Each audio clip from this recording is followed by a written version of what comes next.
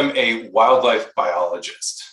I do a lot of work with birds in the Arctic, starting in Alaska and Chukotka on the Russian side of the Bering Strait, all the way down to Southeast Asia.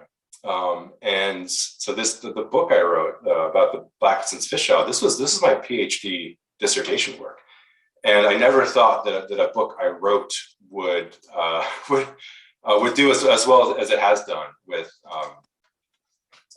the general public. I'm going to talk about the bird and the book this evening with you guys. And so yeah, there's the book. And this is the owl. I mean, it's a book about owls, the Blackison's fish owl. And these are just enormous birds. And if you look at some of these stats here, I mean, this is essentially bald eagle size. So eagle-sized owls, and 2.5 feet tall. That's the size of a fire hydrant here in the US. So next time you're driving down the street, look over and you see a fire hydrant and think like that's about the size and the heft of one of these fish owls sitting on a frozen riverbank in Russia. But I think one of the reasons that the book, the story, like resonated with more broader audiences than people like you and me, is that it's also very much a book about people. About the people who live in these forests and share natural resources with the owls. And it's also very much a story about science and research and designing a conservation study, conducting the field work, compiling the data, then turning that into some kind of actionable conservation plan. So before I talk about the owls, I do want to pull back briefly in scale here and give you a little flavor for the part of the world this story takes place in, and show that the fish owl isn't just one remarkable species in an otherwise mundane corner of the world, but it's really just one component of a vibrant and exotic place. So this is where it takes place, the Russian province of Primoria. It's only about 1% of Russia's total landmass. It's this little kind of sliver of land wedged between China, the Sea of Japan, and North Korea. It's a mountainous region overall. It's defined by, these are called the Sekate-Ali Mountains. And if you spent any time in the eastern US, they're somewhat reminiscent of the Appalachian Mountains, sort of, kind of long and persistently flowing, but they never really get very, very tall. It's not like the mountains out in the west. And the region has really, really spectacular coastlines. So it's something that you're probably more familiar with in Northern California, where you have these crystal clear waters and sandy beaches and rocky cliffs. So not something that a lot of people associate with Russia when they have this mental image of cold, barren landscapes in their minds. There's about 2 million people that live in this province, half of whom, so about 1 million people, are just in one place, the capital city of Vladivostok, which is in the south. And so as you go further north, you get further away from the population center, the villages can get pretty small. This is the village of Ternay, which features prominently in the book, and a place where I still go today for work in a non-COVID year. So here's about 3,000 people in this village, but some of these settlements, I mean, populations can be measured in the hundreds, in some cases even the dozens. And because of this, the sort of dynamic landscape of hills and coast and rivers, human settlements are really kind of tucked where they can fit into these spaces. It's a rustic life, and this is the village of Amgu, which also features prominently in the book. It's 600 to 800 people, mostly loggers and hunters and fishermen. They live in these single-story wooden homes. They're heated by firewood. They get their protein from the forest, hunting deer and boar, or from the rivers, getting salmon. And the wildlife here is just really incredible. It's this fantastic combination of boreal species and subtropical species kind of mingling in this temperate forest. So you have these creatures like tigers, which are mostly associated with steamy, subtropical jungles, sharing space with brown bears. In fact, this is the only place in the world where you have brown bears and tigers living in the same forests, and they do interact, and they do sometimes kill each other. But this is a bird group, right? So I'm going to focus a little more on the birds here. And like I could talk quite a long time about the mammals and the other wildlife here. I mean, I do sometimes give talks that are just on the wildlife, but here we'll just look at the birds. Same thing, is this really interesting mixture of northern and southern species. So there's species that we're more familiar with in North America, at least in the northern latitudes. So things like ravens are here, red poles are here, golden eagles. This is an image from a series of camera traps that were set out to try to take pictures of tigers, and instead this camera caught images of a young golden eagle riding a sick deer like a bronco until it ultimately killed it and consumed it. So we have these more species that are more familiar to us, living with more exotic ones, like these this mandarin duck. They breed here, closely related to the wood duck of North America. There's spoon-billed sandpipers, one of the most charismatic shorebirds in the world. They don't breed in Primoria, but they do use the coast on migration from the breeding grounds in Chukotka in the Russian Arctic down to the mudflats of Southeast Asia. There's 3 species of cranes that breed in Primoria. This is the largest, it's the red-crowned. There's also white-naped. And my favorite, the hooded cranes, the little guys. I almost studied these instead of fish owls for my PhD. So maybe we would have been talking about a hooded crane project rather than a fish owl project had my life trajectory changed slightly. This guy here, this is an oriental honey buzzard, and their primary prey source is the larvae of ground nesting wasps. So what they do is they follow wasps back to their nests and use their long talons to dig up these nests and go after these larvae. And it's hard to tell without actually touching one of these, but the plumage on the head and especially around the eye is very, very thick and almost waxy, or very dense. It's almost like armor plating to protect the bird's head and eyes from wasp attacks. And there's stellar seagulls, largest eagle in the world. They don't breed in Primoria. The breeding range is slightly further north, but they do winter there. And there's one of these guys flying around North America right now, which you've probably heard about. There's just a story in the New York Times about it, where first sighted in Alaska, then Texas, then Quebec, and right now it's in Nova Scotia, which is pretty far from home. And talking about big birds, this is a juvenile stellars on the left here, and that monster in the middle, that is a young Cinereus vulture. It's a species that breeds in Mongolia, and there's a small population of juveniles that, for whatever reason, a couple hundred of these things, they kind of migrate east, I'm sorry, to the Sea of Japan coast, and they spend the winter scavenging off the carcasses of starved deer. And then there's owls. I mean, there's 13 owl species in Primoria. Again, some that are more familiar to us in North America, like there's boreal owls, there's great grays, there's northern hawk owls, there's long-eared owls, there's short-eared owls. And then you have these southern species. There's the northern bubuk, there's various scops owls, and then there's fish owls.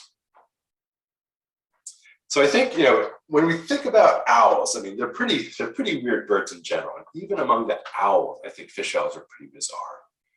There's a couple of reasons for that. So right away, when we think about what makes an owl, there's a few things that come to mind. And the first is exceptional hearing.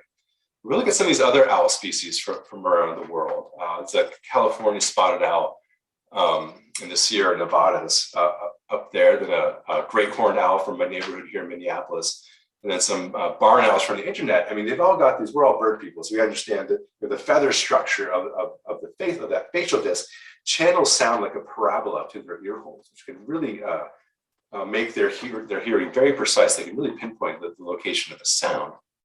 If we look at a Blackison's fish owl facial disc, I mean, yeah, it's there, but it's not nearly as defined as many other owl species. Now, another feature commonly associated with owls is silent flight, right? Now, if we look at the primary flight feather of a Eurasian eagle owl here, you can see, look at that leading edge on the top. You can see these barbules sticking up. And of course, the function of these is to dissipate the air. So the owl flaps its wings. The air first makes contact with those barbules, and pushes the air, creates vortices which push the air away, allowing the owl to kind of cut through the air like with little resistance, like a hot knife through butter. Now, if you look at a blackened fish owl primary flight feather, they're not there. Now, they're lacking these barbules that enable silent flight. Now, why would an owl lack these decidedly owly features? Well, let's think about what they're hunting and where they're hunting it. These are fish owls, right? They're aquatic prey specialists. So if your primary prey is underwater, it can't hear if you're flapping around in the trees anyway, right? That creates no specific advantage. And so they lost that adaptation. And the other thing is where they're hunting is these shallow, rocky, fast-flowing waterways that are loud, and that water is making a lot of noise shooting across those rocks. So when I'm over there surveying fish owls, I move away from the water so that I can hear better. So I feel like if fish owls had the exceptional hearing of a barn owl, for example, they'd go nuts from all the noise. So really, there are two features of the landscape that fish owls require to lead happy fish owl lives. And the first is really big trees. And it's a non-migratory species. The female is usually sitting on eggs the first week of March.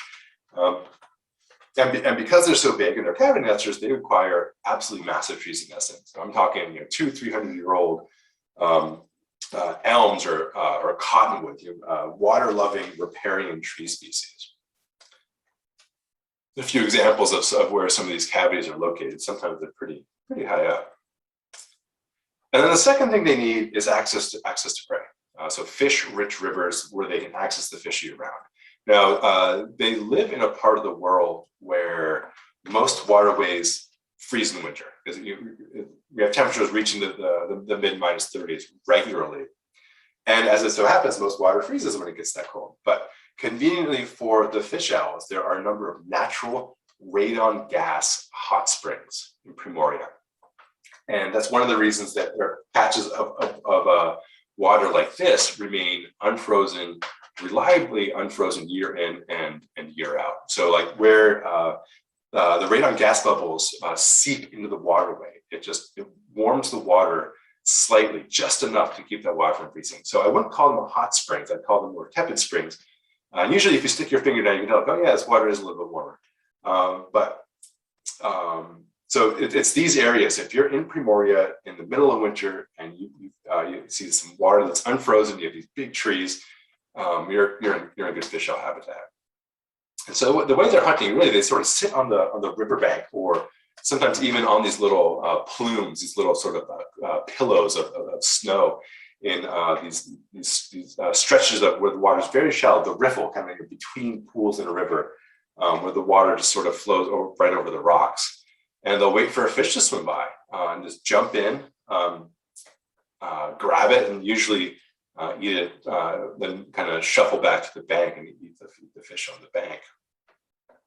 Now, historically, over the history of humans and fish owls sharing the same space, there wasn't really much conflict between the needs of fish owls, specifically these big trees and fish-rich rivers, and the needs of humans.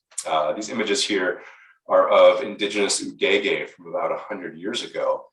And the udege would cut down these big older trees and hollow them out for boats.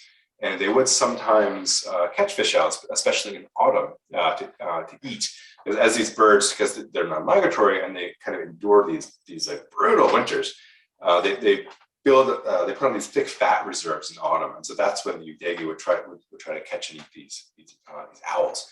And then also, if you look at the bottom right there, that's a fish owl tail that was made into the udege fans. They'd also spread the tails and wings to use them as fans to dissipate the clouds of biting insects in summer. But overall, it was a pretty mild take. And even sort of late into the Soviet Union, there wasn't much conflict. So this map here shows just Ternay County. It's the northernmost county in Primoria, and where most of the book takes place. If we look at the road network in Ternay County in 1984, there's fewer than 150 miles of road. Fast forward 20 years to 2005, and look at that explosion of the road network to nearly 3,000 miles of road in this pretty short period of time. Now, as I know now, almost all of Ternate County is fantastic fish owl habitat. And roads dictate human use, and people are going to go where the roads are. And so you go from almost no chance of contact or conflict between fish owls and humans in 1984 to incredible opportunity and potential for conflict in 2005. Now, despite this sudden emergence of threats, there were no plans to mitigate any of these issues. I mean, this is an endangered species. It's listed as endangered internationally. It's listed as endangered federally by the Russian government, and also on the provincial level by the governor of Primoria. So legally, the birds themselves cannot be killed or injured or harmed. Their habitat cannot be harmed or destroyed. However, if you don't know what their habitat needs are or where they are, then you can't have any kind of a guide or any kind of a conservation plan to refer to when you are in this area extracting resources. So that's why I teamed up with these two guys. They're both Sergei Avdeyuk and Sergei Sormich. Both of them have been working together for about a decade before I got involved. So since the mid-1990s. Looking for and just trying to learn what they could about fish owls. And Sormich is an ornithologist with the Russian Academy of Sciences based in Vladivostok. Avdeyuk is his brother-in-law, who had been an engineer in the Soviet times. And when the Soviet Union collapsed, so did his job. And he kind of pivoted toward the forest and didn't look back. He's become sort of this professional woodsman now. And so the idea in teaming up with these two guys was to find fish owls, catch them, put GPSs on their backs, then use that data to understand what parts of the landscape are important for fish owls, and then use that to create a conservation plan. And that became my PhD project. And so the project was broken into 3 parts, which really corresponded with the 3 different parts of the book, where part 1 was really an exploratory study, where I just joined an expedition that was being led by Sergei Avdeyuk, where I flew into this remote village. It's 150 hunters in the northernmost part of the province. There were no roads there in 2006. This is actually me flying in my helicopter. Got my face sticking out that back porthole there. Sergei Avdeyuk took this photo. And so what I was doing was joining this expedition. 2 snowmobiles, 4 people, sleds with as much gear as we could cram on, and snowmobiling down this frozen river, the Samargar River, from one village 80 kilometers to the coast, and that whole way surveying for fish owls. And so for me, this is a great experience in really getting into the mind of fish owls. And all of us birders, you get to a certain habitat and you just assess it. And you're like, okay, this could be there, that could be there. You sort of get into the mind of the bird, you understand, you get a better sense of what habitat features, what landscape features are important to them. And so that's really what this trip was for me. So prior to this trip, I would walk into a forest and I had no idea what a fish owl forest looked like. And so I was learning the tricks of the trade, right? Like trying to understand how to find the fish owl. And so I'd mentioned open water earlier. So anytime we saw one of these open water patches, we can slow down and get out the binoculars, look for sign. Fish owls really walk a lot, much more than most other owl species. And they kind of walk up and down these frozen banks looking for a good spot to wait in ambush. And so that's the first thing to look for is tracks in the snow. And then look for these big trees. There aren't that many of them on the landscape. So you see one of these, again, get out the binoculars, kind of crane your necks, look for a hole that might be big enough for an owl. And if so, try to get up there and assess if that could be a fish owl nest tree or not. Again, this was 2006. It's much easier now with the drone technology. So we're just unpack a drone, pop it up there, get a sense if there could be a fish owl nest or not. Whereas pre-drone, it's all spikes and ropes and hours of effort to get up and down. So the Samargar River is again. So in 2006, there were no roads in this entire river drainage. So, but there were these 2 villages 80 kilometers away from each other, and so people would use the river as sort of the primary way to get between these 2 villages. In winter, they would take snowmobiles on the ice, and in summer they would take boats. there wasn't a lot of travel in spring and autumn because of unsafe ice conditions. Now, as it turned out, the way this, there were weather delays in me getting to this village. So the way it kind of turned out, this expedition happened more in early spring rather than late winter as we had hoped. And so we ran into something called nolids a lot. And if you've read the book, you're probably puzzled over what exactly I was talking about. So a nolid is essentially, it's a place where at some point water bubbles to the surface of a frozen river. The water flows across the ice and then disappears somewhere further down. But when you're careening toward one of these things on a snowmobile, you can sort of see that silver band, right? The nolid crossing the river. You don't know if it's a nolid that's an inch or two deep, or to your knee deep of slush, or you hit that in a snowmobile and your whole thing goes to the bottom of the river. You just don't know. So anytime we'd see one of these, we'd have to stop and check it out to see if it was safe enough to cross. And the further the expedition got along, the more everything was melting. So here's us trying to get across one of these.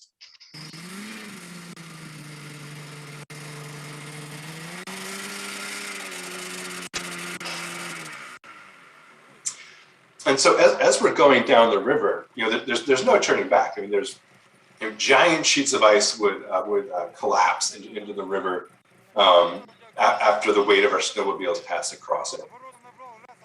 So we're kind of going down, looking for owls.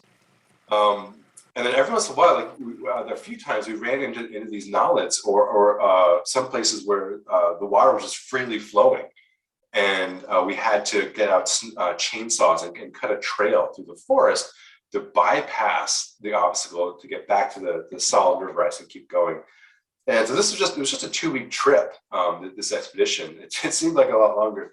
And toward the end, we completely abandoned the fish owl surveys and just really gunned it for the coast, just trying to get back to the solid land before we got stranded there because of unsafe ice conditions. So that was part one. Part two of the book was much more laid back. It took place in spring 2006. It was so instead of a 4-person team on snowmobiles and sleds, it was just me and Sergey driving around in his pickup truck and tents, traveling along that vast road network I showed you a map of before, visiting sites where he and Sergey Stromich had found owls in the past and just checking to see if the owls are still there. And essentially what we were trying to do was build a study population, right? So birds that we could come back the next year in winter to try to catch. So we're really trying to build up just a number of locations where we'd be able to come catch some of these birds. We've got 10 to 14 sites. Sometimes we're in tents, sometimes we'd stay in these cabins, a hunter cabin. A lot of these cabins are left unlocked, so people can sort of just use them if they need to. And as you can see, there's not a whole lot to steal in some of these places. And it's just nice that if you're in trouble and you need a dry place, you need to start a fire and dry off some clothes. It's nice to be able to kind of go in and have a warm roof over your heads. And sometimes we stay with friends of Sergey's. This guy here is Vova Volkov. If anyone's read the book, this is the guy whose dad got lost at sea, which is to this day one of the craziest stories anyone's ever told me. So this is him. And then part 3, which is about half the book, was all about the capture process, the capture and then the monitoring of these owls. So we went back. Sergey and I went back in January of 2007.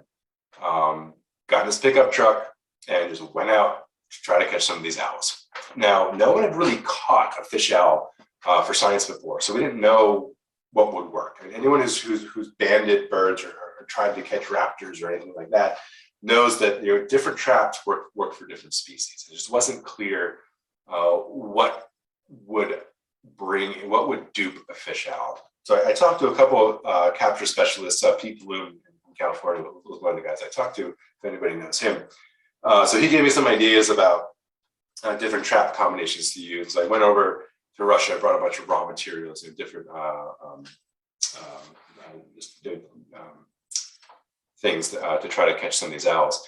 And went out to one of these sites right near Ternay, Found some open water right away, found some fish owl tracks right away. That night, heard fish owls hooting, which is just fantastic.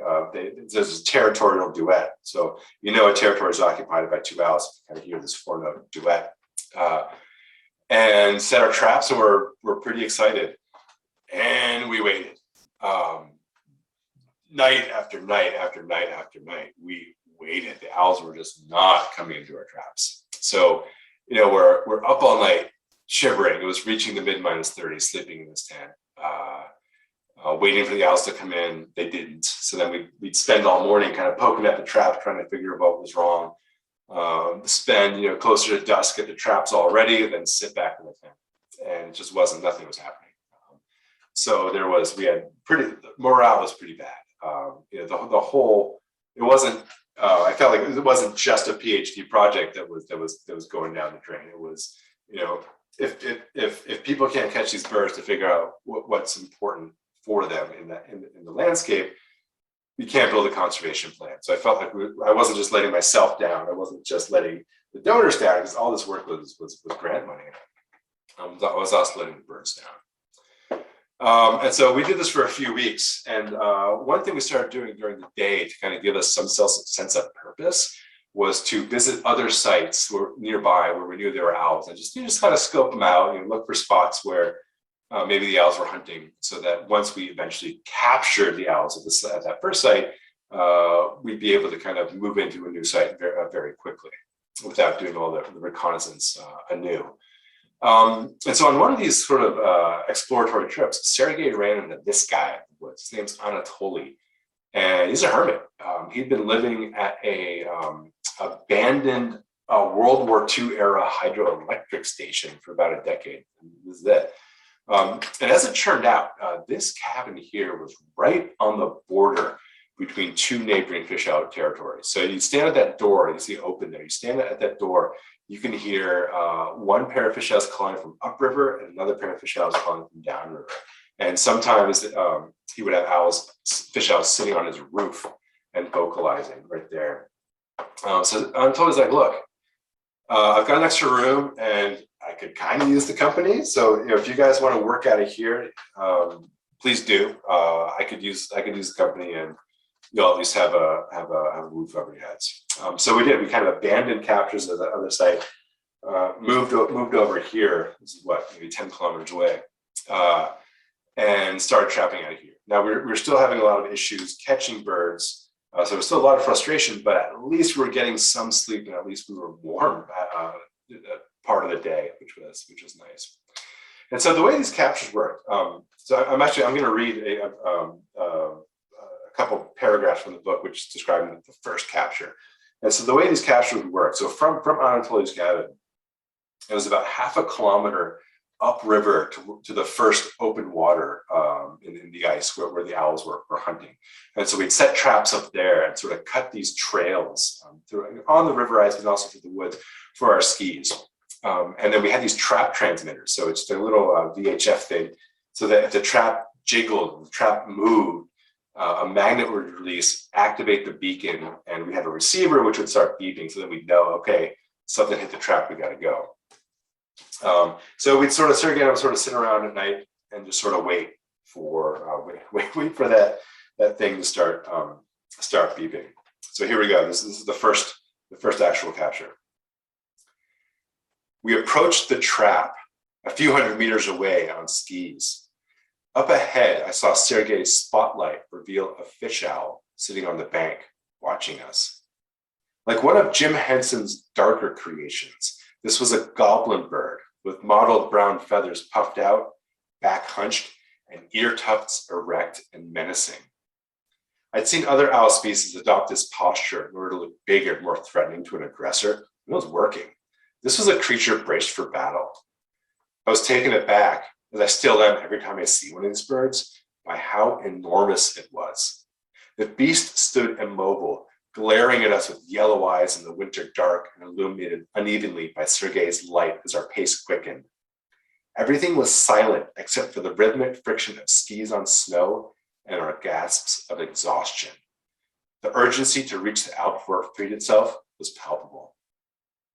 My heart stopped as the fish owl pivoted and took to the air in retreat, but the weight of the trap held and drew the bird softly back to ground.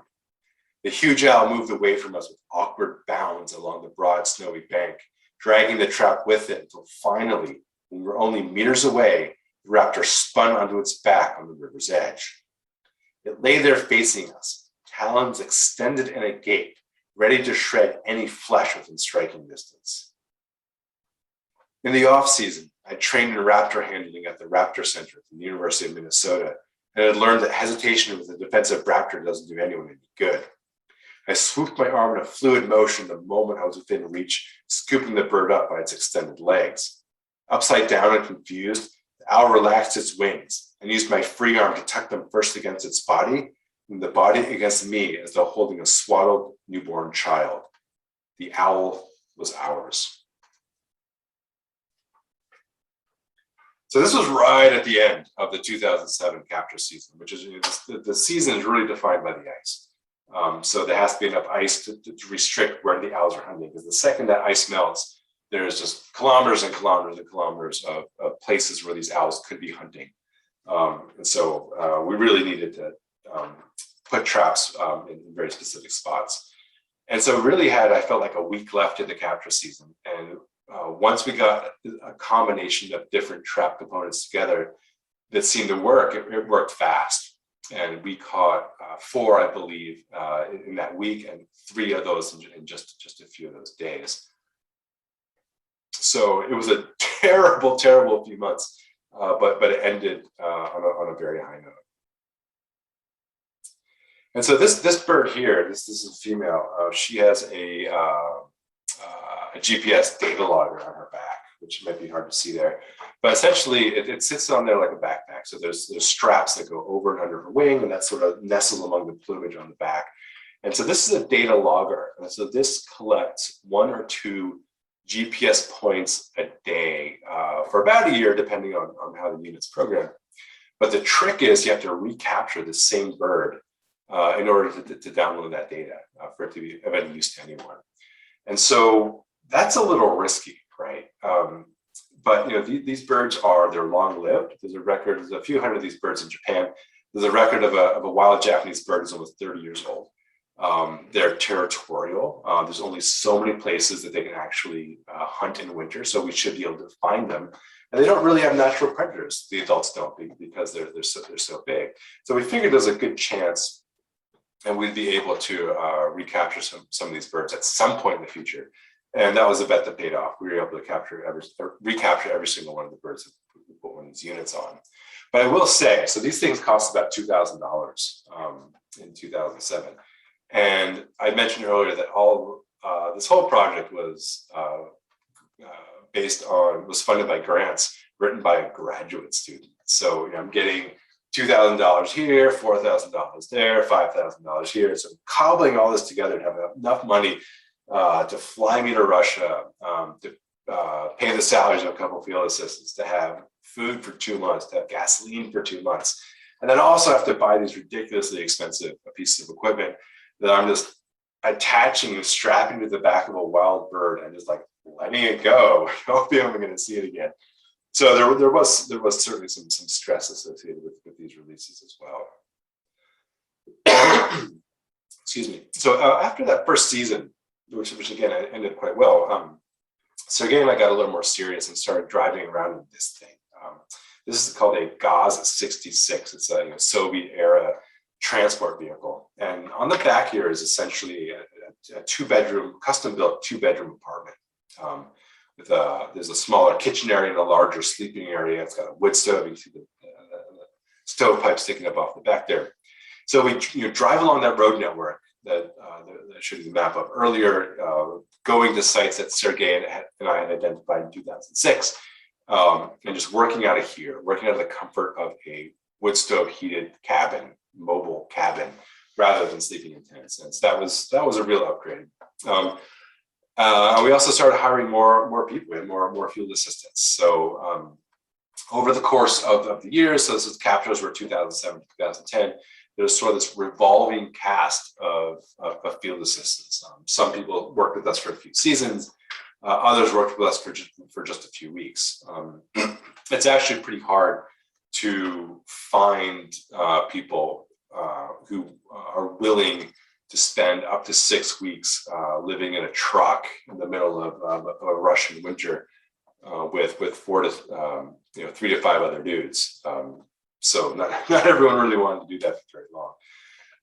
And this is the back of this is the larger sleeping area. So there's a smaller sleeping area behind the photographer. So 3 people would sleep on that carpet, and then 2 people would sleep in the kitchen area.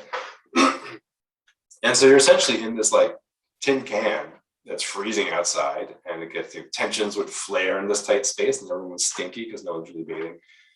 So that made for some interesting stories. And this was a really interesting part of my life because I fly to Russia from Minnesota, get off the plane, speak Russian for 3 months, do weird stuff like catch fish owls and then hang out in a truck with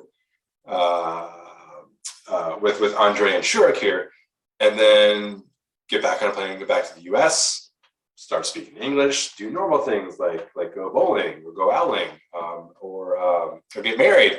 And the next thing you know, I'm back in a truck again in Russia with Shurik and Andre. So it was very much leading a double life for a few years here. But sort of I want to underscore the remoteness of this location. So this is Sergei's pickup truck, and we've been driving for some time on one of these old roads. This year's an old logging road, which of course hadn't been plowed.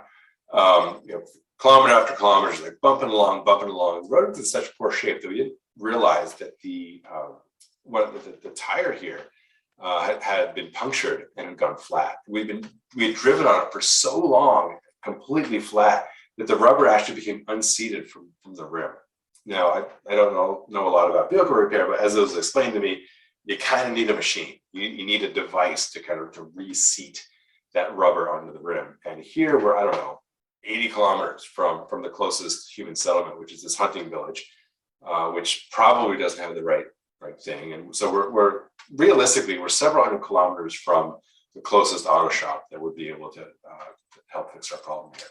Now, I mentioned Sergei earlier as this kind of professional woodsman, and he's been doing this since the mid-1990s now, and he knows how to get himself out of trouble because no one is going to come help. There's no one else around.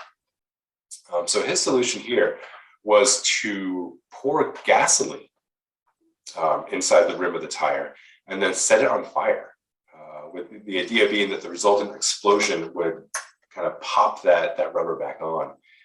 And I took a short video of it. So it happens fast, so pay attention.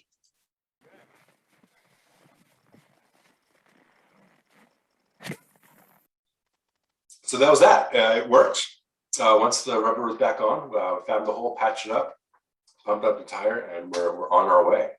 And I say without too much hyperbole that I feel like I'd still be somewhere in the Russian woods if not for Sergei and his ability to fix tires like that, or repair the constantly ailing Gaz 66, or just his knowledge of the weather, like when to cross a mountain pass in a blizzard, or where to cross a flooded river so that our vehicle doesn't get washed out in the Sea of Japan. So his expertise was a very important component of the success of this project. He was also more diplomatic than me. We would often find where we kind of pass through some small village, 150, 200, 300 people, stop in the store, because every village has at least one store, to buy fresh bread, maybe some beer if they had it, and just get some provisions and and then drive through, park, 25, 30, 50, 100 kilometers away at some site where we're trying to catch fish out, then spend a few weeks there.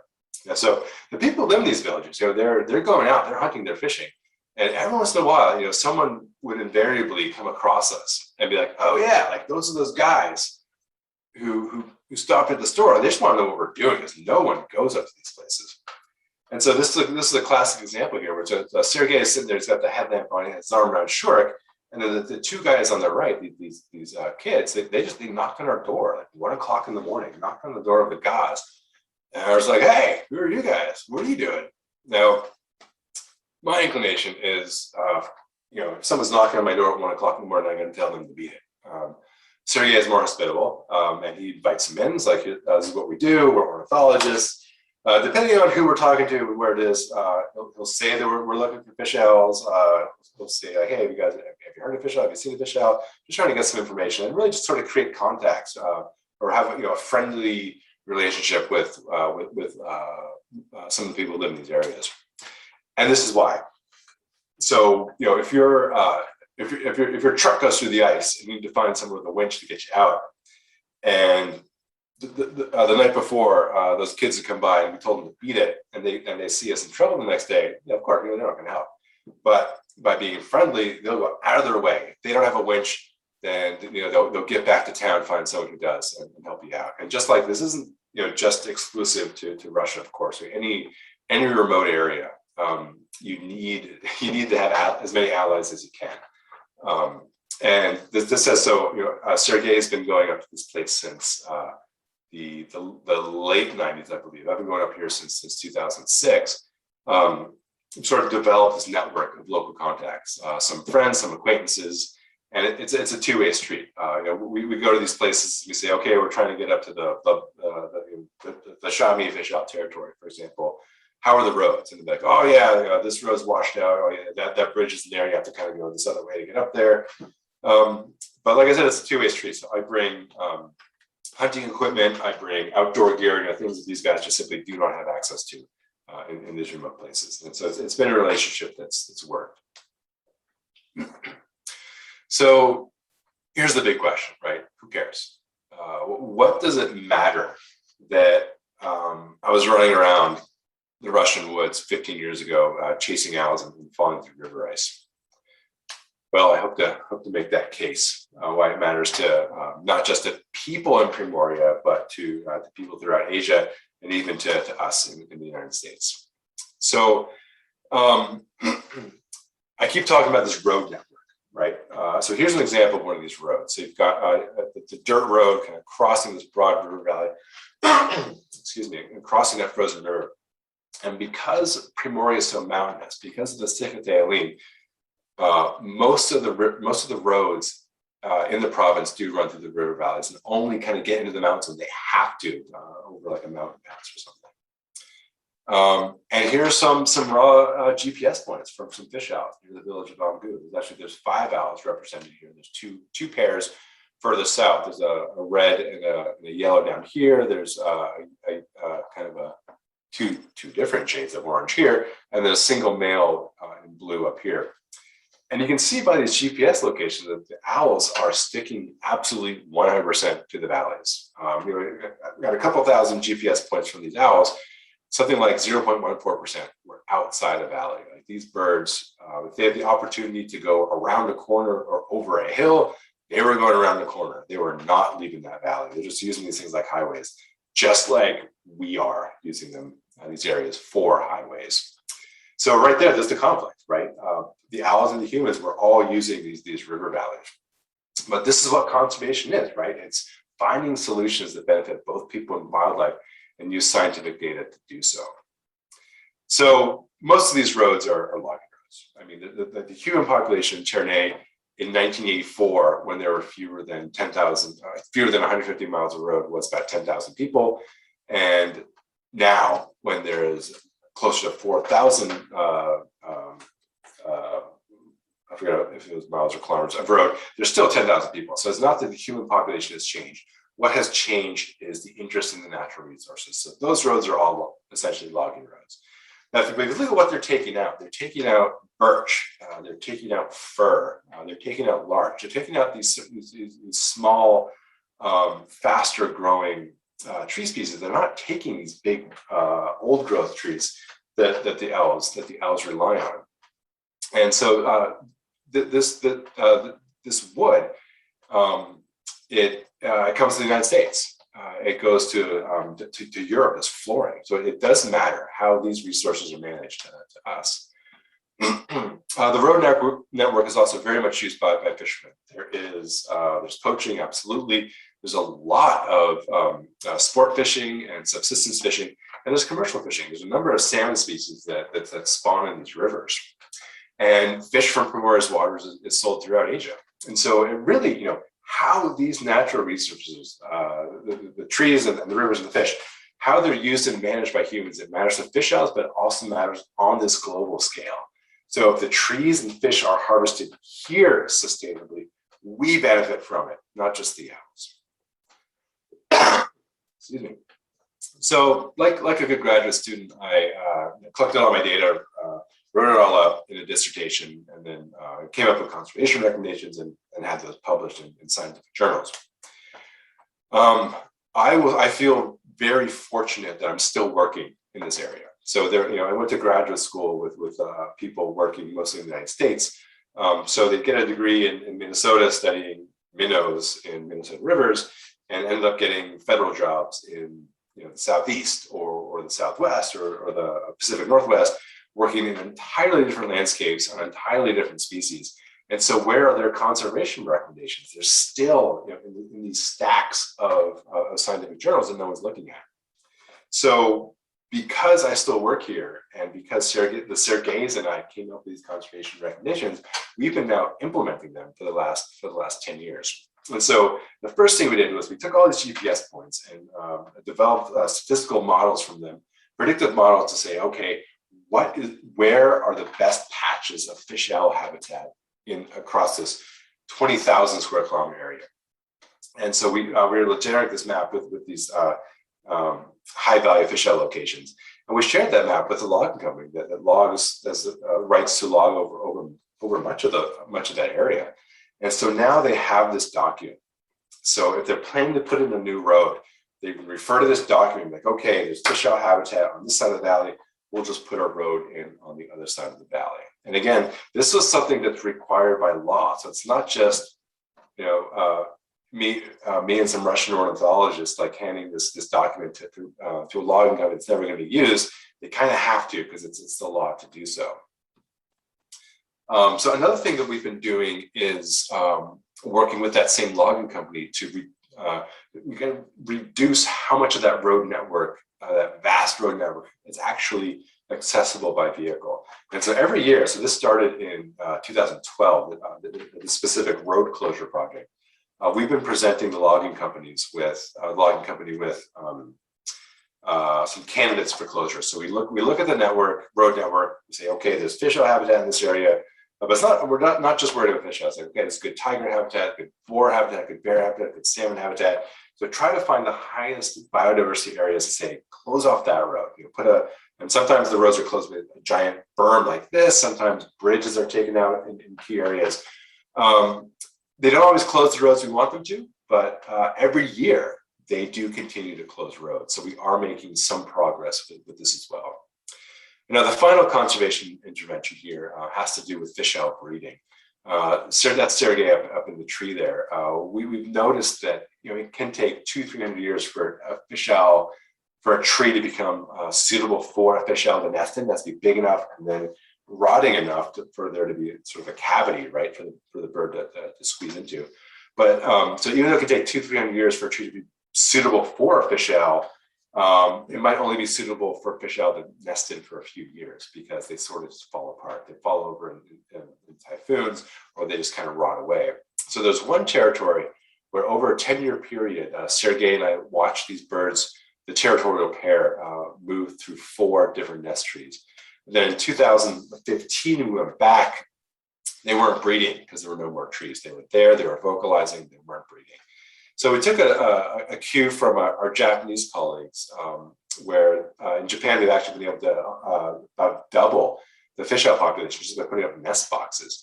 So we took a cue from them. I got these barrels. These were 55-gallon drums, essentially. Used to have soybean oil in them.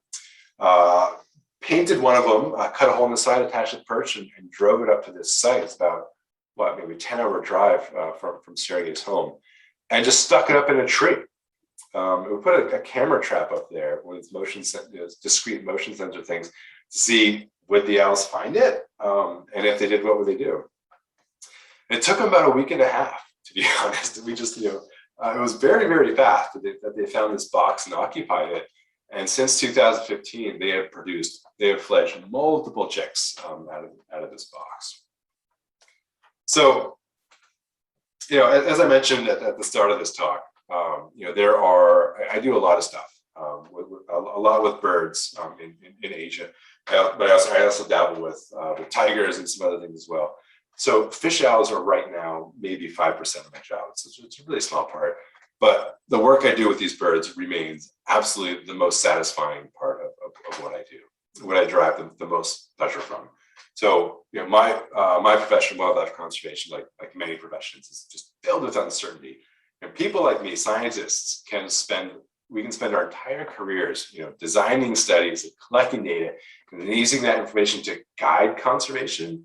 But sometimes it's hard to know if our efforts have any real impact. So knowing that right now there are fish owls flapping around Primoria because Sergey and I have strapped barrels to trees, and because we're working collaboratively with loggers to reduce the harm of that industry, it feels good. I will say, though, that the owls don't always appreciate our efforts.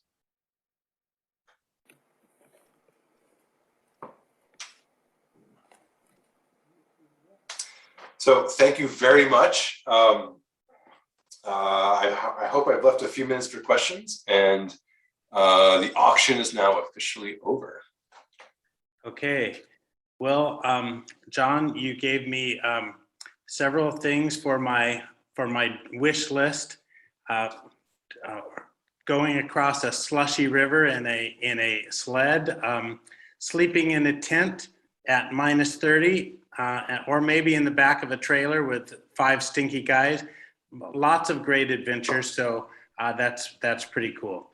Okay, so the book you can get at any bookstore except Joey Amarhein is the winner. And Joey, if you'll stay on after the questions, then we will get your personal information, and John will mail the book right to you. Everybody else, you're going to have to get your book at the bookstore. All right, so I'm going to give it over to Jeanette. And Jeanette, perhaps you could ask some of the questions that have come in and get that going with John. So can you hear me? Yep. Yes, okay, great. So the first question, John, is do you know John, and I'm going to have to spell this because I'm not sure how to pronounce it, Vaillant. This is a John Valiant, yeah. yes, that's the question. John wrote a book called The Tiger, which I think I have in my bookshelf here somewhere, which is a true story about a man-eating tiger, and he in Primoria, and he read one of the early drafts of the book. Now we've been in touch since I was doing the fish owl work, in fact. But so he read an early draft of the book, and he sent me a note. He's like, this blizzard you're talking about in chapter whatever, I was there. So he experienced the same blizzard. He was just on the other side of the mountain range doing research for the tiger when I was struggling in a tent on the other side.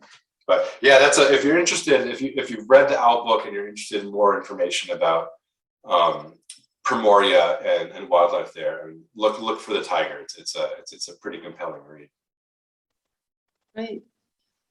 There's a question here on a trip to I'm not going to pronounce this right, Botswana.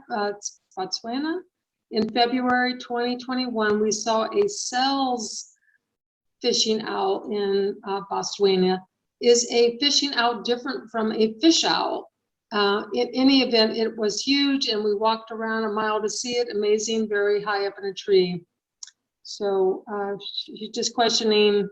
Yep, that's a good question, and that's people confuse the two a lot. Yeah, so fishing owls are an African group, and fish owls are an Asian group. There's 4 fish owl species in Asia. Blackisms is the northernmost and the largest. Then there's the tawny, buffy, and brown that you see in different parts of Southeast Asia. And I don't know how many fishing owls there are. I know there's Pels, and I think there's 1 or 2 more. Yeah, different groups. Okay,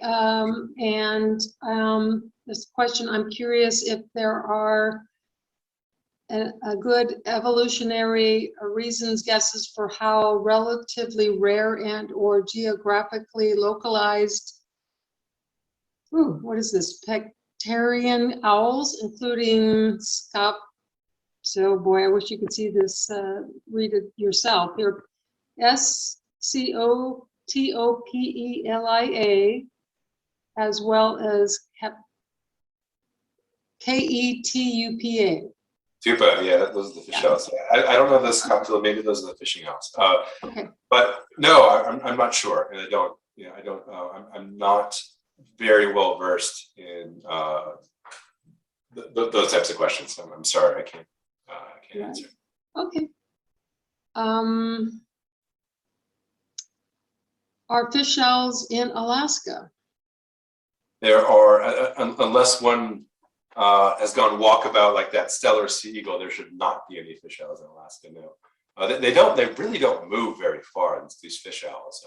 We have you know, we put these GPSs we put on these birds. You know, we're just looking at like where they're going overall. We're also kind of partitioning it by season as well. And in winter, when all the water's frozen, I mean, they're moving like 2 kilometers. So they really move linearly, right? Like we mentioned, I mentioned how they're following the rivers. So yeah, in winter, it's like 1.5 kilometers, 2 kilometers, like boom, they are around a nest tree, they are around some open water, and that's it. And then in summer and in autumn, when they're moving more, it's up to 25 kilometers. But I mean, that's nothing. It's very small moves that these birds make. They just don't move around a lot. So it would be really tough to imagine one making it all the way to Alaska. So I have a question from Carl. Well, he says, thank you for a great presentation. Has the fish owl population stable? Is it stable, decreased, or increased in Eastern Russia? Yeah, it's a tough question to answer simply because we don't know exactly how many there are. Unfortunately, I'm one of the few people who knows anything about fish owls, and I don't know that much. The global estimate that we came up with is 1,000 to 2,000 birds total, and so that's a really big range, like 1,000 to 2,000, because there's this massive swath of presumed habitat that's completely unsurveyed. We know there's fish owls in Primoria. We know there's fish owls at the top of the Sea of Охotsk. This whole area in between, no idea. There's no people there. There's no roads infrastructure. I feel like the habitat probably isn't as good as it is in Primoria, where they're in the greatest threat just because of resource extraction. And they're doing okay in Primoria. Climate change is becoming an issue that, you know, we can talk to as many loggers as you know, we can convert as many loggers as we want. But if climate change is coming in, like there's not a lot we can do about that. So I think we're doing a good job of keeping the populations relatively stable in Primoria. Great. So there was a question about, are you aware, are there owls or birds you're aware of in California that could benefit from artificial nests? Similar to what you set up there. Yeah, and I will say that I haven't been to California in a long time. I did some work with spotted owls in 2005 in the Sierra Nevadas, and that's I think the last time I was in California. So I don't know, but essentially any native cavity nester is in dire need of more cavity nests. I mean, it's, you know, these snags, right? These dead trees that provide these nesting sites for a lot of woodpeckers and nuthatches and chickadees and wrens and whatever. You know, they're considered unsightly. They're being lost from properties. People want to cut them down. So generally speaking, I feel like nest boxes are a good thing. So are these owls, do they favor fishing at night? They are crepuscular, which is that so they're which means most active at dawn and dusk.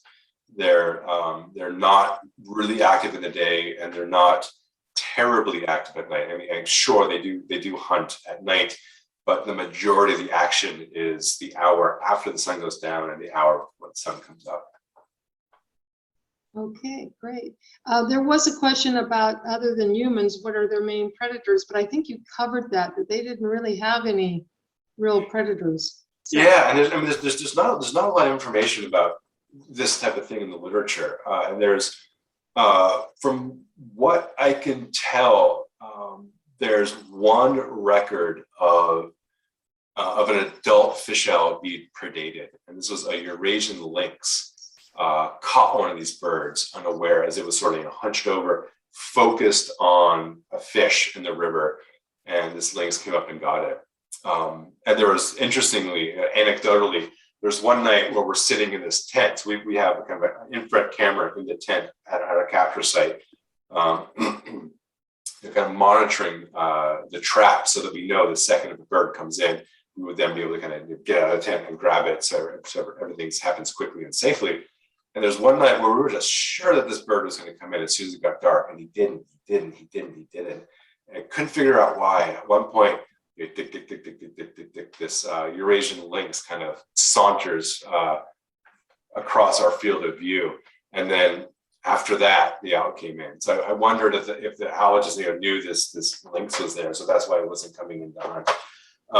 Other than that, there's a yellow-throated martin has been documented killing a juvenile, a nestling on the nest, and a Asiatic black bear also climbed up to a nest and ate a young bird. But as far as adults, I'm just aware of that one record of a predation by lynx. Okay, I think we have just this one last question, and I think it's from Chris. How did you become interested in fish owls, and what was the spark? Yeah, well, the spark was so I have this long weird history with Russia. My dad was a U.S. diplomat, and living in Moscow, working at the U.S. Embassy in the early 1990s. And so I was studying Russian just because I wanted to be able to read signs and have basic conversations. So I never really, as a kid, I was 15, 16 at the time. I had no interest in Russia itself. And then by chance ended up flying to Vladivostok from Moscow, accompanying my dad on a business trip. And just to try to give you a sense of the scale of the country. So the distance between Moscow and Vladivostok is only slightly further than the distance between Moscow and New York City. I mean, it is a massive, massive country. So you flew over this big country and landed in this like lush mountainous landscape and just instantly fell in love. And I've been staying with these, I was a fledgling bird watcher at the time. I stayed with the host family there for a couple of days, and they gave me this old Soviet book about birds when I left. So I'm kind of flipping through it on the flight back to Moscow, and just came across this bird, Rybny feeding, fish owl. I'm like, what in God's name is it? Never heard of anything like it. But what is this thing? With these grainy black and white photos of this thing hunched on a branch, eating salmon and choking down frogs. And I was just like, whoa, what? Absolutely smitten. And I ended up in the Peace Corps in Primoria some years later. And it was just, the fish owl was like this mythical thing for me. Like I'm never going to see one. It's too rare. It's too reclusive. And then I did. And that it was just this sort of, that's why I was seeing this bird kind of by chance on the edge of a village in the Peace Corps before I even thought about going to grad school. That random sighting gave me the confidence to pursue an actual conservation program for this bird. I felt like if I saw it that one time, why can't I catch a bunch? So that was sort of maybe that's kind of the long story, and there's more going on in there, but that was sort of the basic line.